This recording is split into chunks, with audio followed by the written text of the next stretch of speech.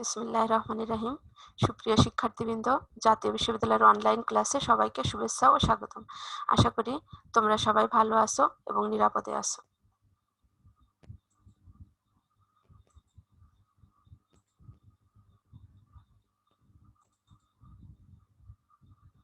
সুপ্রিয় শিক্ষার্থীবৃন্দ, তোমরা জানো করোনাকালীন এই সময়ে তোমাদের শিক্ষা কার্যক্রম চলমান রাখার স্বার্থে জাতীয় বিশ্ববিদ্যালয় এই অনলাইন ক্লাসের আয়োজন করছে। ধারাবাহিকভাবে তোমাদের সাথে রয়েছি আমি রহিমা খাতুন, প্রভাষক হিসাব বিজ্ঞান বিভাগ, সরকারি MM কলেজ যশোর। সুপ্রিয় শিক্ষার্থীবৃন্দ, তোমরা জানো তোমরা যারা হিসাব বিজ্ঞান বিভাগের বিবি অনার্স প্রথম বর্ষ প্রোগ্রামে অধ্যয়নরত তাদের বাজারজাতকরণ নীতিমালা কোর্সটির পাঠদান কার্যক্রম আমি পরিচালনা করছি। ইতিমধ্যে তোমাদের সাথে 11টি অনলাইন লেকচার সম্পন্ন করছি। আজকে 12 নম্বর লেকচার নিয়ে তোমাদের সাথে রয়েছি। আশা করি তোমরা সবাই মনোযোগ সহকারে আমার এই অনলাইন লেকচারগুলো অনুসরণ করছো এবং স্বাস্থ্যবিধি মেনে নিজেদের পড়াশোনা ভালোভাবে চালিয়ে যাচ্ছ। আজকে সর্বশেষ লেকচার। আজকের লেকচারের শিরোনাম বিশ্বব্যাপী বা বৈশ্বিক বাজারজাতকরণ, যেটা 11 অধ্যায়, এবং টেকসই বাজারজাতকরণ, সামাজিক দায়িত্বশীলতা ও নৈতিকতা, যেটা 12 অধ্যায়।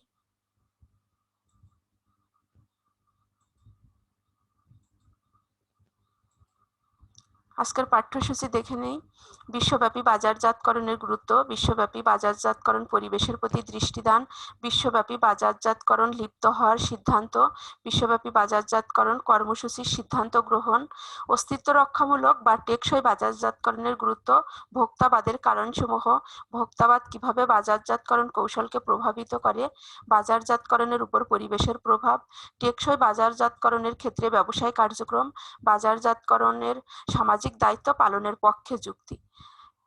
প্রিয় শিক্ষার্থীবৃন্দ, আশা করি আজকের এই অনলাইন লেকচার মনোযোগ সহকারে তোমরা অনুসরণ করার পরে এই সবগুলো বিষয় খুব ভালোভাবে উত্তর করতে পারবে।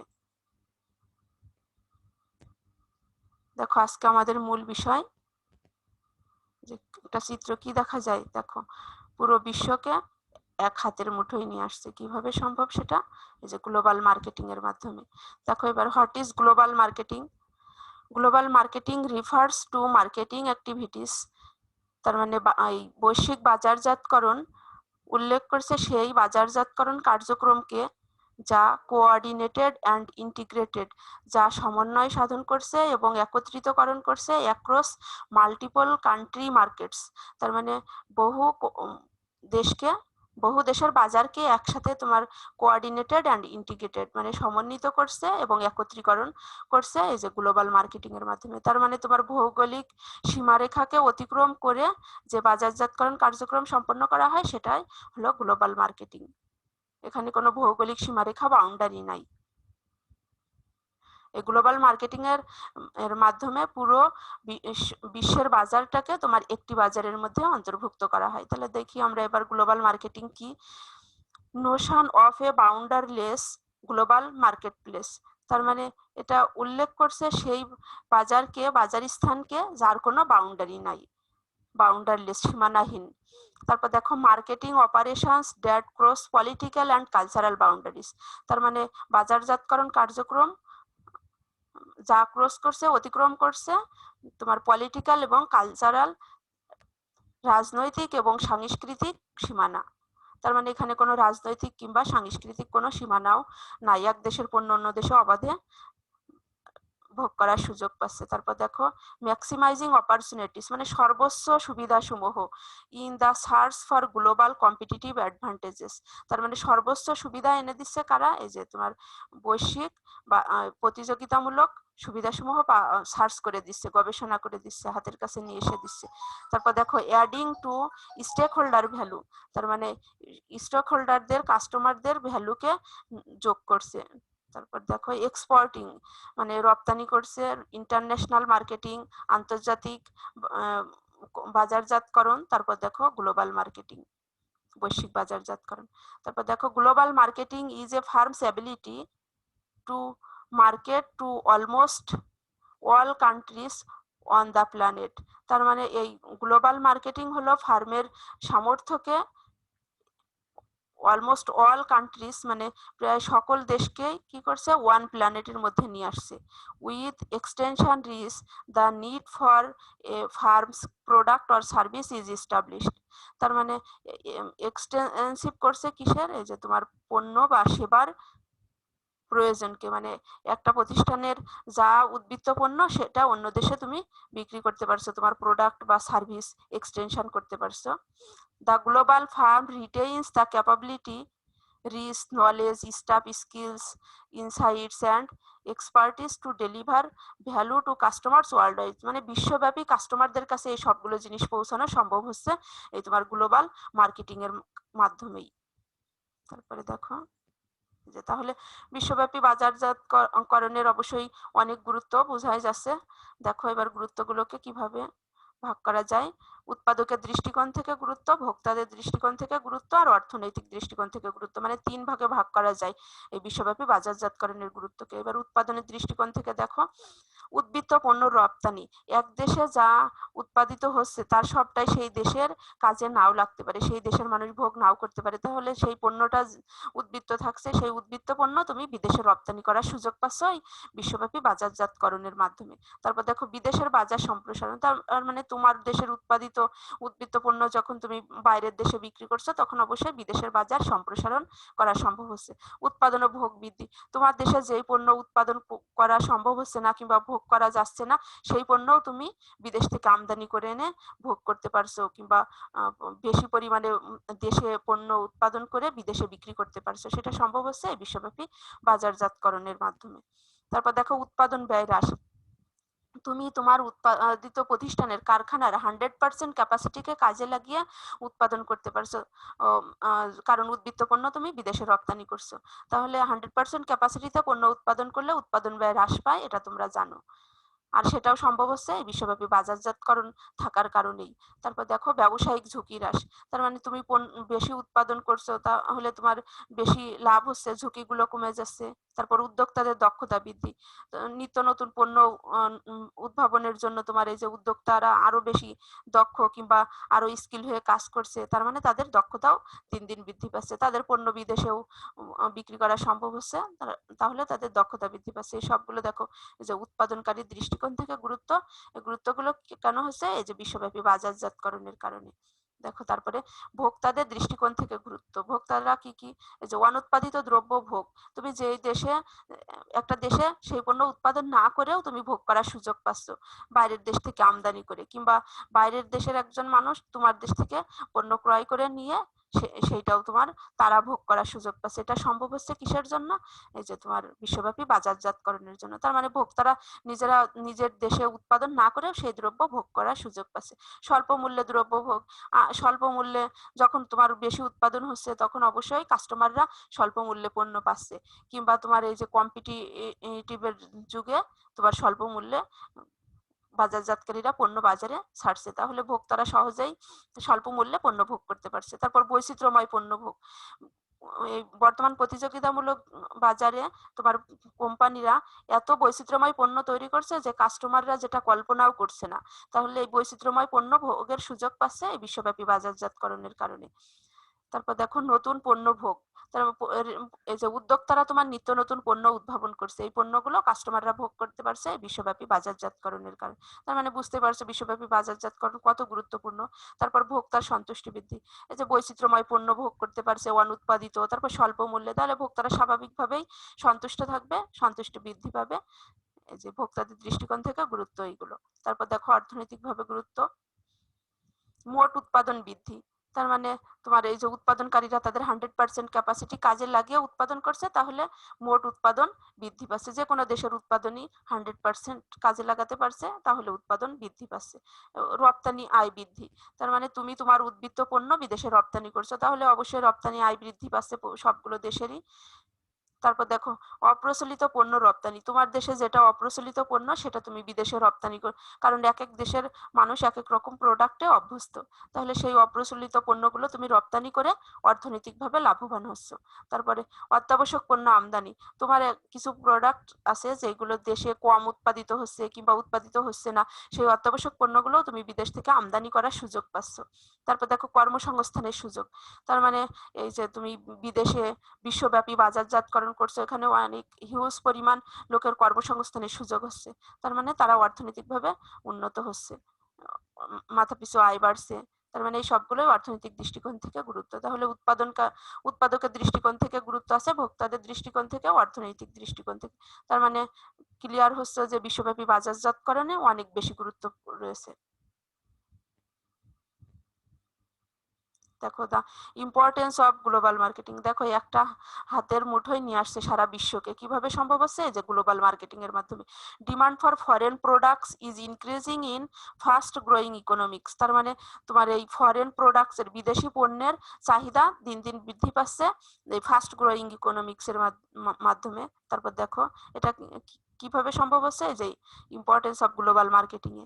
তারপর দেখো globalization and the internet allow every marketer to be an international marketer, তার মানে এই যে তোমার বিশ্বায়ন এবং ইন্টারনেট কি তৈরি করে দিচ্ছে, কি অনুমতি দিচ্ছে, যে এভরি মার্কেটার, প্রত্যেক বাজারজাতকারীকে আন্তর্জাতিক বাজারজাতকারী হতে সাহায্য করছে কিংবা অনুমতি দিচ্ছে।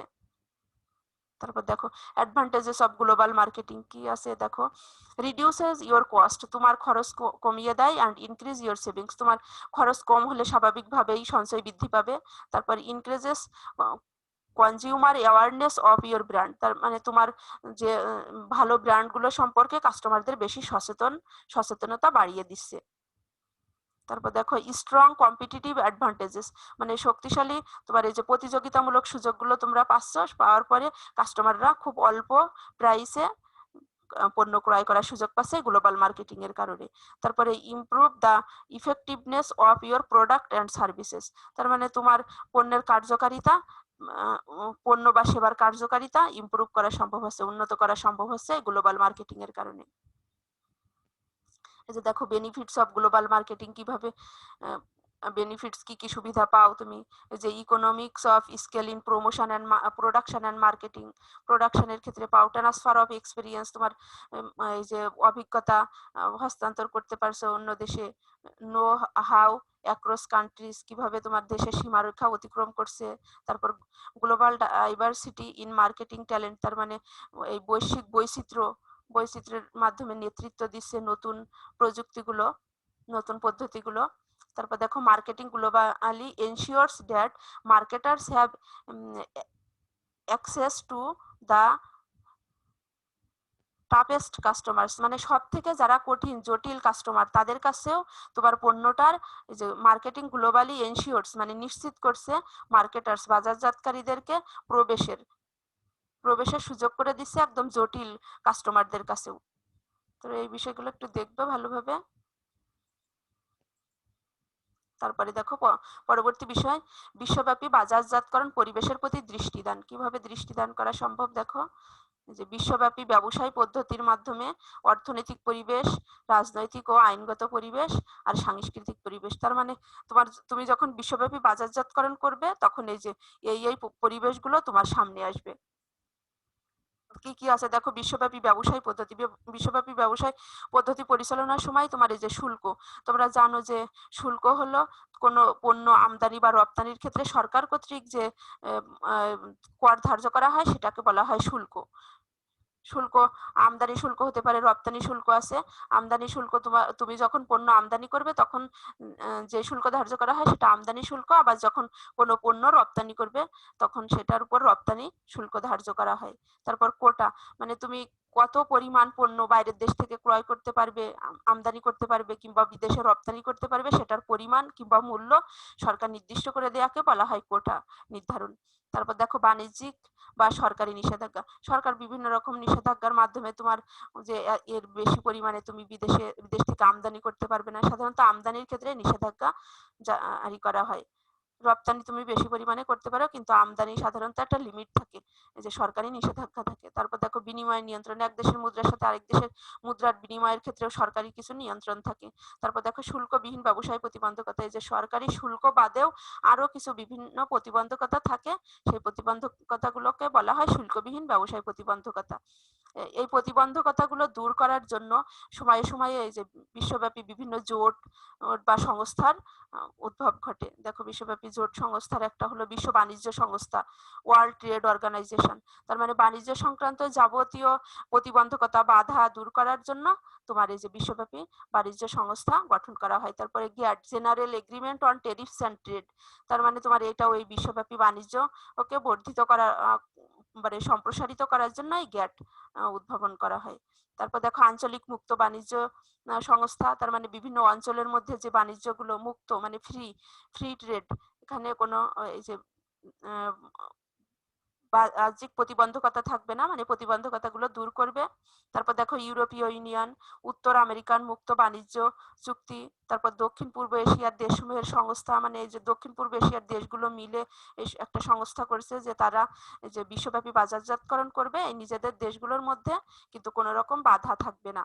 তারপর দেখো দক্ষিণ এশিয়ার অগ্রাধিকার ভিত্তিক বাণিজ্য চুক্তি, তারপরে অ্যাপেক।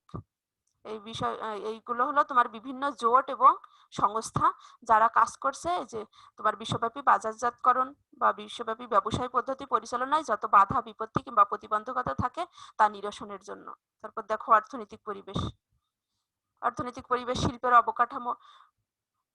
দেখো বিশ্বব্যাপী যখন বাজারজাতকরণ কার্যক্রম সম্প্রসারিত হচ্ছে তখন স্বাভাবিকভাবে শিল্পীয় অবকাঠামো গঠিত হচ্ছে বেশি বেশি। দেখো শিল্প অবকাঠামোকে কয়েকটা ভাগে ভাগ করা যায়। দেখো দরিদ্র অর্থনীতি, যাদের শিল্পীয় অবস্থা খারাপ, মানে তাদের সব থেকে বেশি খারাপ অবস্থার মধ্যে আছে শিল্পীয়গতভাবে, তারা হলো দরিদ্র অর্থনীতির দেশ। তারপর শিল্প অগ্রসরমান, এই যে দরিদ্র অর্থনীতির মধ্যে ধরা যায় বাংলাদেশ আছে। তারপর দেখো শিল্প অগ্রসরমান অর্থনীতি, যারা মানে ক্রমে ক্রমে উন্নতির দিকে যাচ্ছে, ধাবিত হচ্ছে, তারা হলো শিল্পে অগ্রসরমান অর্থনীতি। যেমন ধরা যায় ভারত আস্তে আস্তে উন্নতির দিকে যাচ্ছে। তারপর দেখো শিল্প উন্নত অর্থনীতি, যারা শিল্পে অলরেডি উন্নত তারা হলো তোমার শিল্প উন্নত অর্থনীতি, যেমন কানাডা শিল্পে অনেক উন্নত দেশ। তারপর দেখো কাঁচামাল রপ্তানির অর্থনীতি, মানে কাঁচামাল রপ্তানি করে যাদের অর্থনৈতিক কাঠামো গঠিত তাদেরকে কাঁচামাল রপ্তানি, জানো যে সৌদি আরব কাঁচামাল রপ্তানি করে। তারপর দেখো আয় বন্টন প্রক্রিয়া, কাস্টমারদের আগে তুমি বিদেশের বাজারে ঢুকতে গেলে, বিশ্বব্যাপী বাজারজাতকরণ করতে গেলে তোমার তারা বিদেশি কাস্টমাররা কিভাবে পণ্যটা চায়, তারা তাদের আয় কতটা খরচ করবে, কতটা বন্টন করবে এই পণ্য ক্রয়ের জন্য, সেটা তোমাকে আগে অ্যানালাইসিস করতে হবে। তার মানে এই আয় বন্টন প্রক্রিয়া, এই যে অর্থনৈতিক পরিবেশের দিকে তোমাকে দৃষ্টিপাত করতে হবে বিশ্বব্যাপী তুমি যখন বাজারজাতকরণ কার্যক্রম পরিচালনা করবে। তারপর দেখো রাজনৈতিক ও আইনগত পরিবেশ, আন্তর্জাতিক ক্রয়ের প্রতি মনোভাব। অনেক কোম্পানি কিংবা অনেক দেশ আছে যে যারা তোমার নিজেদের পণ্য নিয়েই বেশি সন্তুষ্ট, আন্তর্জাতিক বাজারটাকে কিংবা বিদেশি প্রোডাক্টকে একটু নেগেটিভ ভাবে নেয়, যে বিদেশি পণ্য কেন ক্রয় করব, কেন ব্যবহার করব, আমাদের দেশি ব্র্যান্ড থাকতে।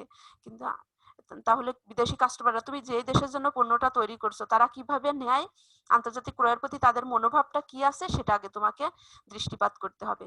তারপর সরকারি আমলাতন্ত্র, সব দেশে সরকারি কিছু আমলাতন্ত্রের ঝামেলা থাকে, সেগুলো ওভারকাম করে কিংবা সেগুলোর প্রতি দৃষ্টি রেখে তোমাকে বিশ্বব্যাপী বাজারজাতকরণ করতে হবে। তারপর রাজনৈতিক স্থিতিশীলতা, রাজনৈতিক অস্থিতিশীল হলে তোমার প্রোডাক্ট সেই দেশে চালানো কষ্টকর হয়ে যাবে। তাহলে তুমি যে দেশের জন্য পণ্য উৎপাদন করছো কিংবা যে দেশে বাজারজাতকরণ করতে চাচ্ছ সেই দেশের রাজনৈতিক স্থিতিশীলতা তোমাকে বিবেচনা করতে হবে। তারপর আর্থিক আইন, বিভিন্ন আইন কানুন থাকে, রুলস অ্যান্ড রেগুলেশনস থাকে সরকারি, সেই আর্থিক আইন কানুনগুলোর উপরে নজর দিতে হবে, কারণ এটা তুমি বিশ্বব্যাপী বাজারজাতকরণ করবে।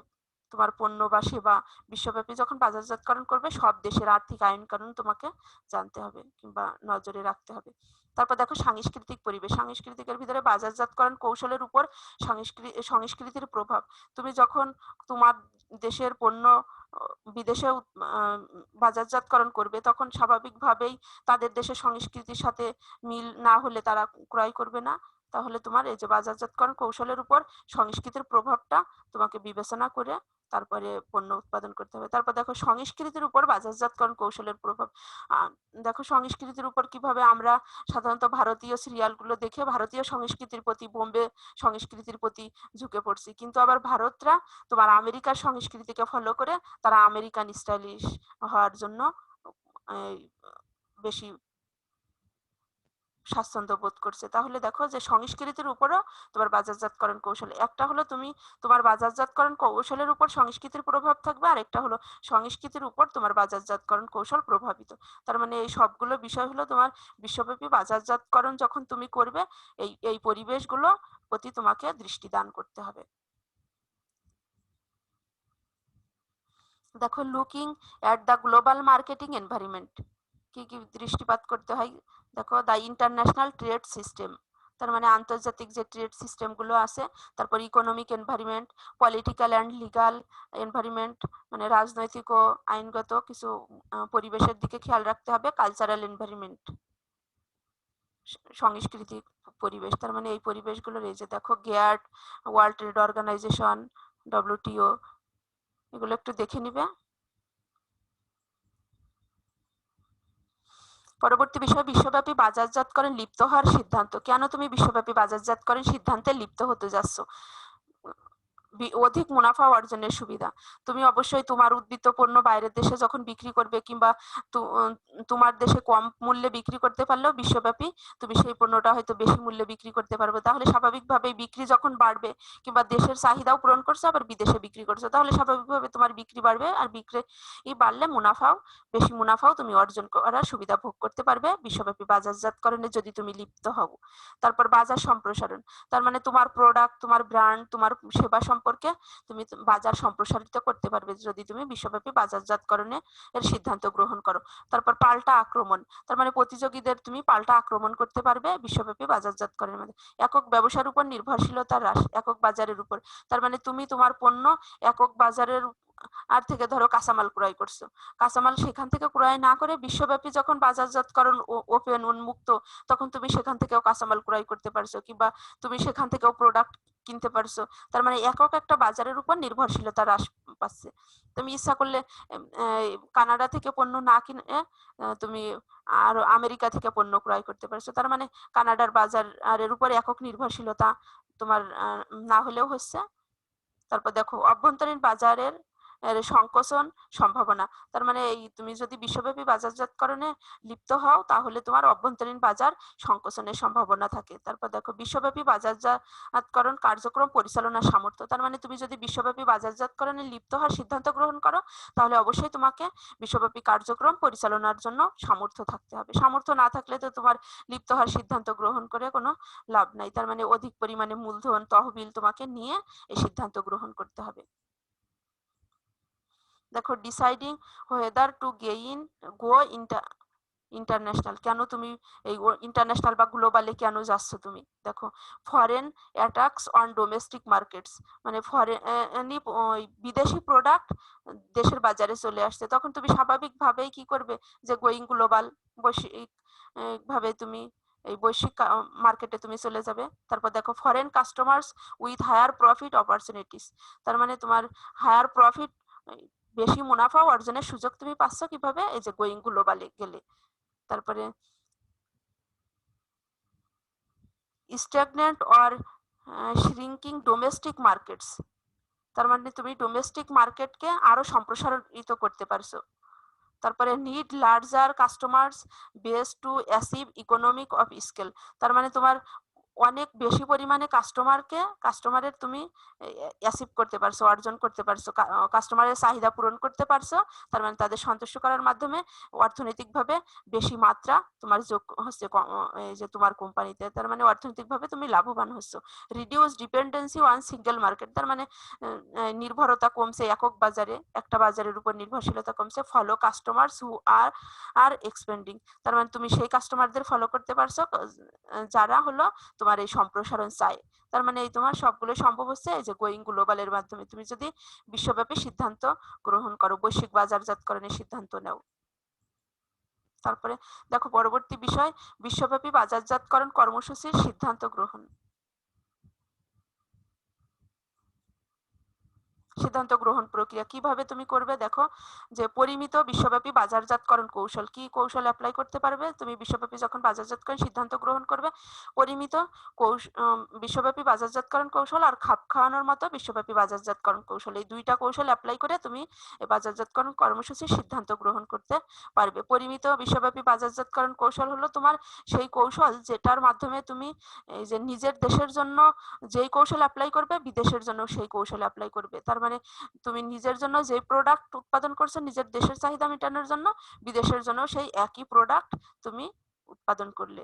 তার মানে এখানে এই যে জানো যে বাজারজাতকরণের এই যে কৌশল মিক্স গুলো 4টা: পণ্য, প্রসার, মূল্য, বন্টন, প্রণালী। এই 4টাতে কোনো পার্থক্য মানে দেশের জন্য যা করবে বিদেশের জন্য তাই করবে, সেটা হলো পরিমিত বিশ্বব্যাপী বাজারজাতকরণ কৌশল। আর এই যে খাপ খাওয়ানোর মতো বিশ্বব্যাপী বাজারজাতকরণ কৌশল, খাপ খাওয়ানোর জন্য তুমি এই যে পণ্য, প্রসার, মূল্য, বন্টন প্রণালীর এই বাজারজাতকরণ মিশ্রণগুলোয় তুমি পরিবর্তন এনে এনে কিংবা সেই বিশ্বের সাথে তাল মিলিয়ে তাদের চাওয়ার সাথে সামঞ্জস্যতা রেখে তুমি বাজারজাতকরণ কৌশল গ্রহণ করবে। দেখো এই যে 7 আপ, কোকা কোলা, এগুলো হলো তোমার এই যে পরিমিত বিশ্বব্যাপী বাজারজাতকরণ কৌশলে অ্যাপ্লাই করে, মানে সারা বিশ্বের জন্য একই প্রোডাক্ট। তারপর দেখো এই খাপ খাওয়ানো মতো বিশ্বব্যাপী বাজারজাতকরণ কৌশল, তুমি পণ্যে পরিবর্তন আনবে, প্রসারে, মূল্য, বন্টন প্রণালী। চিত্রের মাধ্যমে একটু আমরা দেখি যে দেখো deciding on the global marketing program কিভাবে সম্ভব। এই যে স্ট্রেট এক্সটেনশন মানে তোমার পণ্য যেটা আছে, বিদ্যমান পণ্য আছে সেটাকেই সরাসরি এক্সটেনশন করা, বর্ধিতকরণ করা। তারপর দেখো প্রোডাক্ট অ্যাডাপশন মানে পণ্য অভিযোজন কিভাবে সম্ভব। এই যে তোমার যেই বিদ্যমান পণ্য আছে, ডু নট চেঞ্জ কমিউনিকেশন, কোনো ধরনের যোগাযোগ পরিবর্তন না করে। এই যে তোমার জিলেট, রেজার্স, মানে এইগুলো হলো তোমার সরাসরি যে এই পণ্য তুমি দেশের জন্য উৎপাদন করছো বিদেশের জন্য সেই পণ্য উৎপাদন করে সেটাই রপ্তানি করছো। তারপরে দেখো হেইনকেন বিয়ার, এইগুলো হলো তোমার সরাসরি দেশের জন্য, সব দেশের জন্য একই রকম প্রোডাক্ট। তারপর দেখো যে প্রোডাক্ট অ্যাডাপ্টেশন মানে পণ্যের অভিযোজন কিভাবে সম্ভব। পণ্যে বৈচিত্র্য এনে নতুন নতুন বৈশিষ্ট্য যোগ করে বিদেশিদের চাহিদা পূরণের চেষ্টা করা হয়। যে দেখো Nokia phone will hiring volume for crowd Asian streets, মানে এই পণ্যের মধ্যে বৈচিত্র্য নিয়ে এসে তোমার পণ্যের অ্যাডাপশন করলো, খাপ খাওয়ালো। তারপর দেখো এই যে প্রোডাক্ট ইনোভেশন, আরো নতুন নতুন নতুন উদ্ভাবনী শক্তি প্রয়োগ করে পণ্য বৈচিত্র্যকরণ করলো, পণ্যের মধ্যে উদ্ভাবনী শক্তি নিয়ে আসলো। কিভাবে দেখো এই যে সনি অ্যাডেড ইউ মডেল, মানে সনি ব্র্যান্ডের ব্র্যান্ড কি করলো, ইউ মডেলের পণ্য আবিষ্কার করলো ফর ভাইও ল্যাপটপস, একটা ল্যাপটপ আবিষ্কার করলো ফর ইউনিক নিডস, তার মানে একক প্রয়োজন পূরণের জন্য কাদের, জাপানিজ কাস্টমারদের জন্য। তার মানে এটা হলো ইনোভেটিভ প্রোডাক্ট।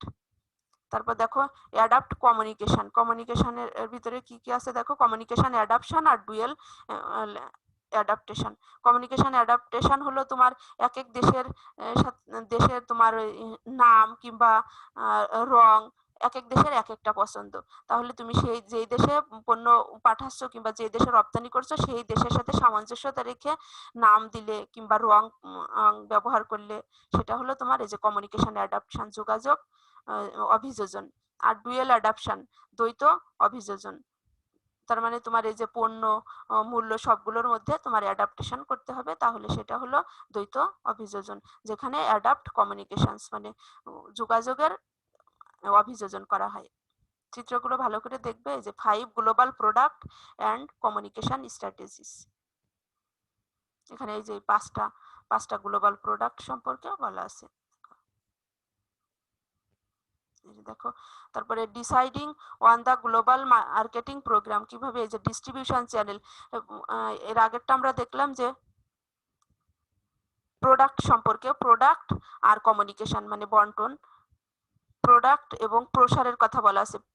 এখানে দেখো এই যে প্রোডাক্টের এই তিনটা, এই যে স্টেট এক্সটেনশন, প্রোডাক্ট অ্যাডাপ্টেশন আর প্রোডাক্ট ইনোভেশন।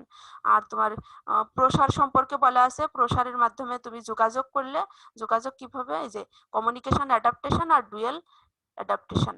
আর এর পরেরটা দেখো ডিস্ট্রিবিউশন চ্যানেল, ডিস্ট্রিবিউশন বন্টন প্রণালী, কিভাবে সেলার আর বিক্রেতার কাছ থেকে seller's headquarters organization for international marketing, international marketing এর জন্য তোমার বিক্রেতা একটা প্রতিষ্ঠান নির্ধারণ করলো যেটা চ্যানেলস বিটুইন নেশনস, মানে দেশের মধ্যে, এই তোমার দুই দেশের মধ্যে, বিভিন্ন জাতির মধ্যে মানে কমপক্ষে দুইটি দেশের মধ্যে কিংবা জাতির মধ্যে এটা ডিস্ট্রিবিউশন করবে, বন্টন করবে। আর চ্যানেল উইদিন নেশনস মানে দেশের মধ্যে। তারপর দেখো ফাইনাল ইউজার আর বায়ার্স এর কাছে পণ্য পৌঁছাবে। এটা হলো ডিস্ট্রিবিউশন চ্যানেল। তাহলে আমরা দেখে আসি আগে যে কি কি আছে। যে তোমার খাপ খাওয়ানোর মতো বিশ্বব্যাপী বাজারজাতকরণ কৌশলে আছে পণ্য, যেটা আলোচনা হয়ে গেল, প্রসার আর বন্টন প্রণালী। আর মূল্যটা বাকি আছে। মূল্য হলো তোমার যে সারা বিশ্বর জন্য একই মূল্য নির্ধারণ করতে পারো। তারপরে আরেকটা আছে যে তোমার যে দেশ যেরকম সামর্থ্য তাদের জন্য সেরকম মূল্য নির্ধারণ করতে পারো। তারপর ডাম্পিং নীতি ফলো করতে পারো, যে বিদেশের বাজারে প্রবেশের জন্য দেশীয় বাজার থেকেও তুমি কম মূল্য নির্ধারণ করে বিদেশের বাজারে প্রবেশ করার চেষ্টা করলে আস্তে আস্তে বাজার দখল করবে। তার মানে এই বিষয়গুলো তোমার যে সবগুলোই পরিবর্তন নিয়ে এসে এই যে খাপ খাওয়ানোর মতো বিশ্বব্যাপী বাজারজাতকরণ কৌশল অ্যাপ্লাই করতে পারো। আর পরিমিত বিশ্বব্যাপী বাজারজাতকরণ কৌশল, যখন তুমি বিশ্বব্যাপী বাজারজাতকরণ কর্মসূচির সিদ্ধান্ত গ্রহণ করবে, এই কৌশলগুলো অ্যাপ্লাই করে তুমি কার্যক্রম পরিচালনা করতে পারো।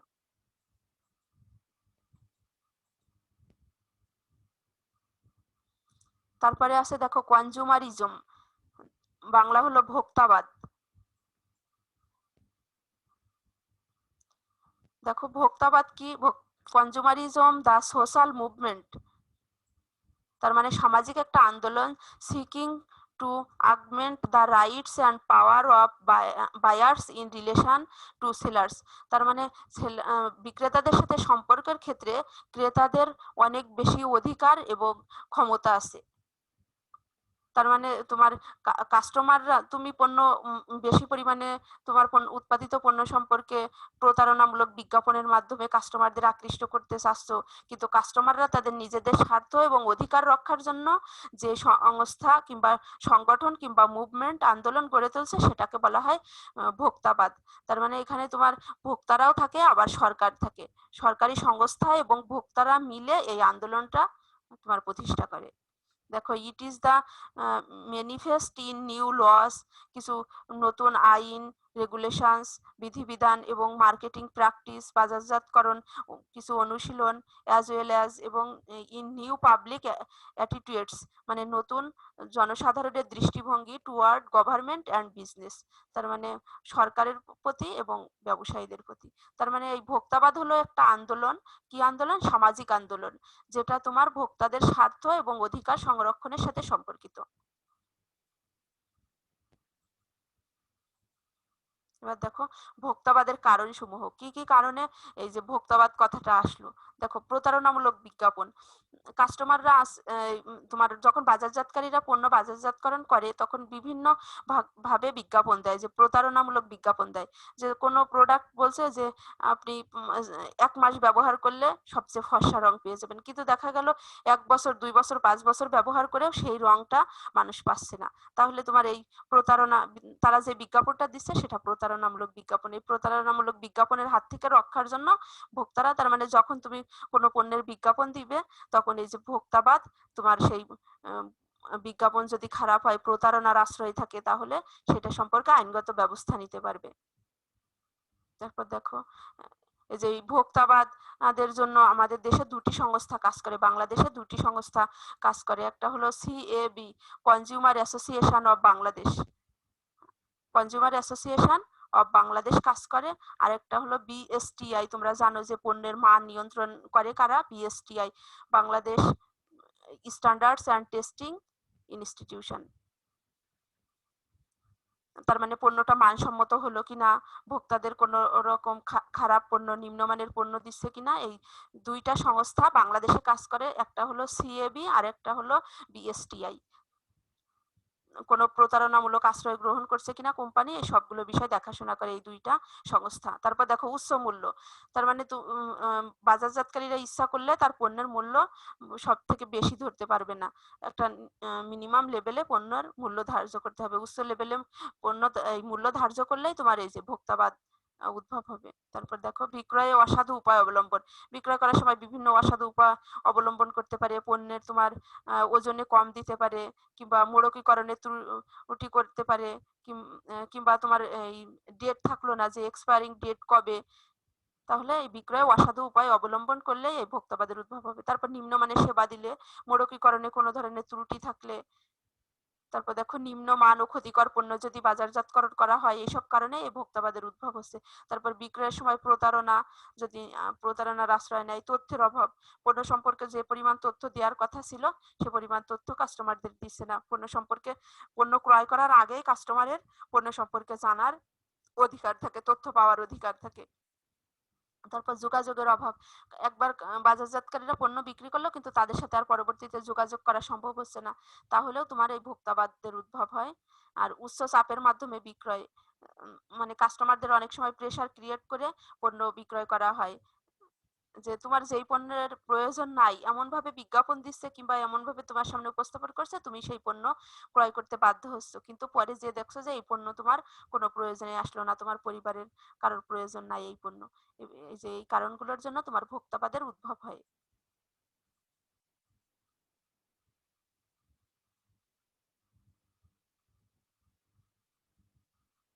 তার পরবর্তী বিষয় দেখো, ভোক্তাবাদ কিভাবে বাজারজাতকরণ কৌশলকে প্রভাবিত করে। কিভাবে প্রভাবিত করে দেখো, যে ক্ষতিকর পণ্য বাজারজাতকরণ নিষিদ্ধ করে দেয়। তারপর নিরাপদ পণ্য প্রাপ্তি, ভোক্তারা এই ভোক্তাবাদের মাধ্যমে তোমার নিরাপদ পণ্য প্রাপ্তির অধিকার পায়, নকল পণ্য রোধ করতে পারে। তারপর ত্রুটিপূর্ণ মোড়কীকরণ বাতিল করার ক্ষমতা রাখে এই যে ভোক্তাবাদরা।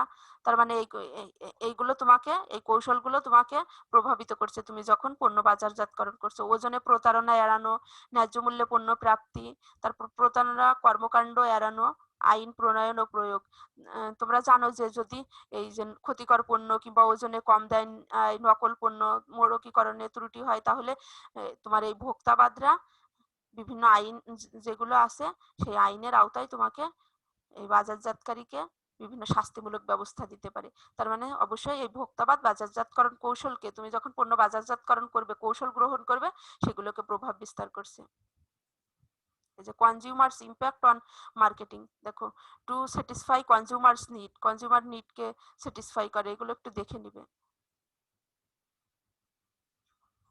সময় কমের কারণে আসলে ইচ্ছা থাকে যে অনেক কিছু বলার, কিন্তু সময় একটা বড় বিষয়, সময়ের স্বল্পতার কারণে সব বলা যায় না। তোমরা ভালোভাবে দেখে নিবে চিত্রগুলো, তোমাদের সুবিধার্থেই দেয়া। দেখো তারপরে বাজারজাতকরণের উপর পরিবেশের প্রভাব।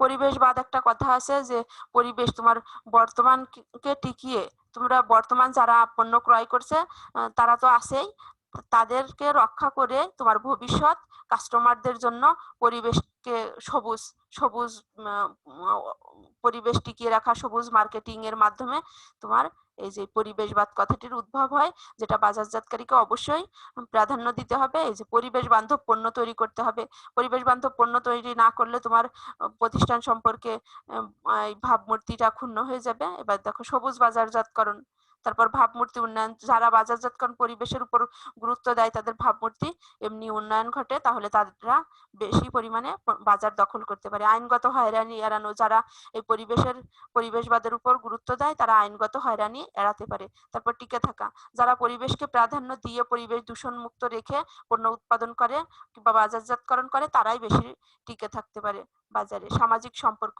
তার মানে কাস্টমারদের সাথে সামাজিক সম্পর্ক গড়ে তুললে প্রতিযোগিতামূলক শক্তি তারা মোকাবেলা করতে পারে, ব্যয় বৃদ্ধি। তবে এই যে তোমার বাজারজাতকরণ পরিবেশবাদ কিছু কার্যক্রম করতে গেলে ব্যয় বৃদ্ধি পায়। তার মানে যখন তুমি বাজারজাতকরণ করবে তখন এই বিষয়গুলো, পরিবেশের এই বিষয়গুলো প্রভাব বিস্তার করে। যে impact on environment on marketing, কি দেখো একটু ছবি আছে দেখে নিও। যে indirect action force, direct action force, indirect action force. যে সাস্টেইনেবল মার্কেটিং, টেকসই বাজারজাতকরণ, পরবর্তী বিষয় টেকসই বাজারজাতকরণ। টেকসই বাজারজাতকরণ কি দেখো, meeting needs of consumers while preserving the ability of future generations to meet their needs. তার মানে বর্তমান কাস্টমারদের চাহিদা পূরণ করবে কিভাবে, প্রিজার্ভিং সংরক্ষণ করে দ্য অ্যাবিলিটি সামর্থ্য অফ ফিউচার জেনারেশনস মানে ভবিষ্যৎ প্রজন্মের টু মিট দেয়ার নিডস মানে ভবিষ্যৎ প্রজন্মের প্রয়োজন পূরণ করার সামর্থ্যটা সংরক্ষণ করে বর্তমান কাস্টমারদের তোমার চাহিদা পূরণ করছে। কিভাবে, এই যে দেখো বর্তমানে করছে মার্কেটিং কনসেপ্ট আর ফিউচারদের জন্য রেখে দিচ্ছে সোশ্যাল মার্কেটিং কনসেপ্ট মানে সামাজিক বাজারজাতকরণ ধারণা আর বর্তমানে বাজারজাতকরণ ধারণা। তারপরে দেখো যে স্ট্র্যাটেজিক প্ল্যানিং কনসেপ্ট কৌশলগত পরিকল্পনা ধারণা আর তোমার সাস্টেনেবল মার্কেটিং কনসেপ্ট ভবিষ্যতে যারা আসবে মানে ভবিষ্যৎ ক্রেতাদের জন্য তোমার অস্তিত্ব রক্ষামূলক বা টেকসই এই যে বাজারজাতকরণ মতবাদ। দেখো তাহলে অস্তিত্ব রক্ষামূলক বা টেকসই বাজারজাতকরণ কেন গুরুত্বপূর্ণ, যে ভোক্তামুখী বাজারজাতকরণ, এই বাজারজাতকরণটা অবশ্যই ভোক্তাদের প্রয়োজন চাহিদা আকাঙ্ক্ষা এগুলোকে গুরুত্ব দিয়ে থাকে, এই জন্য তোমার ভোক্তামুখী বাজারজাতকরণ বলা হয় এই টেকসই বা অস্তিত্ব রক্ষামূলক বাজারজাতকরণকে। তারপর বাজারজাতকরণ মতবাদের সীমাবদ্ধতা দূর করে উদ্ভাবনী বাজারজাতকরণ করা সম্ভব হয়, মানে তোমার উদ্ভাবনী শক্তিকে কাজে লাগিয়ে পণ্য বেশি বেশি উৎপাদন করে বাজারজাতকরণ করা যায়। ভ্যালু বাজারজাতকরণ কাস্টমাররা তোমার পণ্য পেয়ে কিভাবে কতটুকু সন্তুষ্ট হলো কিনা সেই ভ্যালু বাজারজাতকরণ করা সম্ভব হয়। পরিবেশ বান্ধব তৈরি করা, তার মানে ভবিষ্যৎ প্রজন্মকে টিকিয়ে রাখার জন্য কিংবা ভবিষ্যৎ কাস্টমারদেরকে তোমার পরিবেশ বান্ধব পণ্য যাতে ভোগ করতে পারে সেটা ওই অস্তিত্ব রক্ষামূলক এই বাজারজাতকরণের মাধ্যমে সম্ভব। প্রতিষ্ঠানে ভাবমূর্তি বৃদ্ধি পায়, যারা অস্তিত্ব রক্ষামূলক বাজারজাতকরণ করে তাদের প্রতিষ্ঠানের ভাবমূর্তি বৃদ্ধি পায়। সামাজিক বাজারজাতকরণ করা সম্ভব হয়, মানে কাস্টমাররা তো সমাজেরই অংশ, কাস্টমার না থাকলে তোমার কোনো এই যে বাজারজাতকরণ কথাটাই থাকতো না। তাহলে তোমার এই যে সামাজিক বাজারজাতকরণ সম্ভব হচ্ছে মানে কাস্টমারদের সাথে সম্পর্ক রেখে। তারপর টিকে থাকা, বাজারে টিকে থাকার জন্য তোমাকে অস্তিত্ব রক্ষামূলক বাজারজাতকরণ করতে হচ্ছে। তারপর বাজারজাতকরণ নৈতিকতার প্রয়োগ, তার মানে নৈতিক ভাবে তুমি বাজারজাতকরণ কার্যক্রম পরিচালনা করবে নৈতিকতার সাথে। তারপর আইনগত হয়রানি এড়ানো সম্ভব হবে অস্তিত্ব রক্ষামূলক বা টেকসই বাজারজাতকরণের মাধ্যমে। তারপর দেখো টেকসই বাজারজাতকরণের ক্ষেত্রে ব্যবসায় কার্যক্রম, কি কি বাজারজাতকরণ কার্যক্রম আছে ব্যবসায়। টেকসই বাজারজাতকরণ নীতিমালা কি কি, ভোক্তামুখী বাজারজাতকরণ, তোমাকে অবশ্যই ভোক্তামুখী বাজারজাতকরণ কার্যক্রম করতে হবে। তারপর ক্রেতা ভ্যালু বাজারজাতকরণ, ক্রেতারা কতটুকু সন্তুষ্ট হলো সেটা ক্রেতা ভ্যালু বাজারজাতকরণ। উদ্ভাবনী মানে নিত্য নতুন ভাবে উদ্ভাবিত পণ্য বাজারজাতকরণ করতে পারবে। কোম্পানির ব্রত ভিত্তিক বাজারজাতকরণ মানে কোম্পানির ব্রতর সাথে সামঞ্জস্য রেখে তোমাকে যে বাজারজাতকরণ করা হয় সেটা হলো ব্রত ভিত্তিক বাজারজাতকরণ। তারপর সামাজিক বাজারজাতকরণ, এখানে ধরো কল্যাণকর পণ্য যেটা তোমার জন্য কল্যাণ, সমাজের জন্য কল্যাণ সেটা কল্যাণকর পণ্য। হীন পণ্য যেটা সমাজের জন্য ক্ষতিকর। তারপর কাঙ্ক্ষিত পণ্য যেটা তোমার বর্তমানেও তৃপ্তি দিচ্ছে এবং ভবিষ্যতেও দীর্ঘমেয়াদী লাভ পাচ্ছ সেটা হলো তোমার কাঙ্ক্ষিত পণ্য। আর সুখদায়ক পণ্য হলো তোমার বর্তমানে কিছুটা অভাব পূরণ করছে কিন্তু দীর্ঘমেয়াদী খারাপ একটা ইম্প্যাক্ট আছে, সেটা হলো তোমার সুখদায়ক পণ্য। যেমন এই যে মদ গাঁজা এগুলো, তার মানে তোমার এইগুলো অ্যাভয়েড করে যে সামাজিক বাজারজাতকরণ কার্যক্রম করতে হবে। তারপর দেখো নৈতিকতা বাজারজাতকরণ, নৈতিকতা মানে ইথিক্স কাজে লাগিয়ে তোমাকে বাজারজাতকরণ কার্যক্রম সম্পন্ন করতে হবে। এই যে দেখো business actions toward sustainable marketing, কি কি, কনজিউমার ওরিয়েন্টেড মার্কেটিং করতে হবে তোমাকে, মানে কাস্টমার কেন্দ্রিক হতে হবে। Customer value marketing, innovative marketing, sense of marketing mission, কোম্পানির মিশনকে সংজ্ঞায়িতকরণের মাধ্যমে বাজারজাতকরণ করা। তারপরে সোসাইটাল মার্কেটিং সামাজিক বাজারজাতকরণ। তারপরে দেখো যে business actions toward sustainable marketing, এগুলো একটু দেখে নিবে বিষয়গুলো। তারপর বাজারজাতকরণের সামাজিক দায়িত্ব, সব বাজারজাতকারীরাই কিছু সামাজিক দায়িত্ব পালন করে, কি কেন পালন করতে হবে এর পক্ষে যুক্তি। দেখো বাজারজাতকরণ তো সমাজেরই অংশ। তারপর দীর্ঘমেয়াদী ব্যবসার অস্তিত্ব টিকিয়ে রাখা, অনুকূল ভাবমূর্তি সৃষ্টির জন্য ভোক্তা সচেতনতা বৃদ্ধি। তারপর আর্থিক সুবিধা, প্রতিযোগিতামূলক শক্তিকে যদি তুমি মোকাবেলা করতে চাও, আইনগত হয়রানি এড়াতে চাও তাহলে সামাজিক দায়িত্ব পালন করতে হবে বাজারজাতকরণের ক্ষেত্রে। ক্রেতাদের মূল্যবোধের পরিবর্তন, তারপর সামাজিক সম্পর্ক বৃদ্ধি, কাস্টমারদের সাথে সামাজিক সম্পর্ক বৃদ্ধি করতে পারবে। পরিবেশবাদীদের ভূমিকা, পরিবেশবাদীরা তোমাকে বারবার স্মরণ করিয়ে দিচ্ছে যে সমাজের প্রতি পরিবেশের প্রতি এই দায়িত্বগুলো পালন করো। তারপর ভোক্তা সংগঠনের প্রভাব, ভোক্তা সংগঠন বলছি যে তোমাদের বাংলাদেশে 2টা সংগঠন আছে, সিএবি আর বিএসটিআই, স্বার্থ সংরক্ষণ করে কাস্টমারদের সম্ভব হয় তোমার এই যে বাজারজাতকরণ সামাজিক দায়িত্ব পালন করলে তুমি এই বিষয়গুলো তোমার সামনে আসবে। দেখো কর্পোরেট সোশ্যাল রেসপন্সিবিলিটি কিভাবে, তারপরে ডোমেস্টিক মার্কেটিং আর তোমার গ্লোবাল মার্কেটিং এর পার্থক্য আছে অবশ্যই। তোমরা জানো যে ডোমেস্টিক মার্কেটিং আর গ্লোবাল মার্কেটিং এক বিষয় নয়। তার মানে তোমার অভ্যন্তরীণ যে বাজারজাতকরণ আর বৈশ্বিক বাজারজাতকরণ এক নয়। দেখো যে ডোমেস্টিক মার্কেটিং হলো তোমার ডোমেস্টিক অনলি, তার মানে শুধু দেশের মধ্যে, আর এক্সপোর্ট অনলি এথনোসেন্ট্রিক, তার মানে তোমার একটা গোষ্ঠী বা দলের মধ্যে এটা সীমাবদ্ধ থাকবে। আর এটা দেখো ফোকাস অন, এটা the world is one market, তার মানে সারা বিশ্বটাকে একক বাজার হিসেবে বিবেচনা করা হয়। Focus on segments rather than countries or reasons, মানে বিভিন্ন কান্ট্রির মধ্যে। জেনারেটিক, তার মানে ভৌগোলিক সীমানা পেরিয়ে তোমাকে কাজ করতে হবে গ্লোবাল মার্কেটিং এ। তারপর দেখো ডোমেস্টিক মার্কেটিং গ্লোবাল মার্কেটিং এর পার্থক্য, এগুলো একটু দেখে নিবে ভালোভাবে।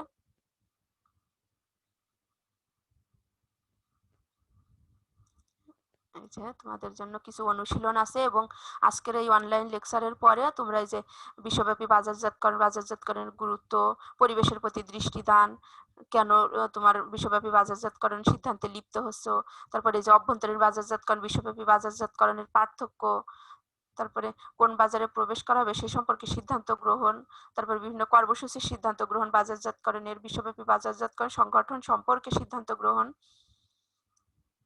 আর এখানেও কিছু দেয়া আছে, এই যে তোমার এটা 11তম ও 12তম অধ্যায় মিলে, এই যে এই জন্য দুইটা স্লাইডে দেয়া আছে, একটু দেখে নিবে। এই যে ভোক্তাবাদ, টেকসই বাজারজাতকরণ বা অস্তিত্ব রক্ষামূলক বাজারজাতকরণের গুরুত্ব, সামাজিক দৃষ্টিতে বাজারজাতকরণ, ভোক্তাবাদের অধিকার, কেন ভোক্তাবাদ আসলো, এই যে ভোক্তাবাদের কারণ সমূহ, এই বিষয়গুলো। তারপর ভোক্তাবাদ কিভাবে বাজারজাতকরণ কৌশলকে প্রভাবিত করছে, তারপর পরিবেশবাদের কারণ সমূহ, পরিবেশবাদ বলতে কি বোঝো, বাজারজাতকরণের উপর পরিবেশবাদের প্রভাব, যে বাজারজাতকরণের সামাজিক দায়িত্ব পালনের পক্ষে যুক্তি, বিপক্ষেও কিছু যুক্তি আছে।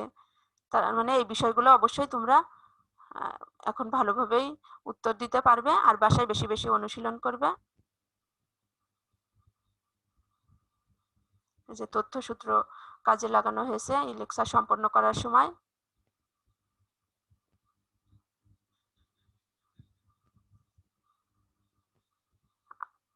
তোমরা জানো যে এই বাজারজাতকরণ নীতিমালা কোর্সটির আজকে এই 12টি অনলাইন লেকচার আজকে সম্পন্ন করলাম।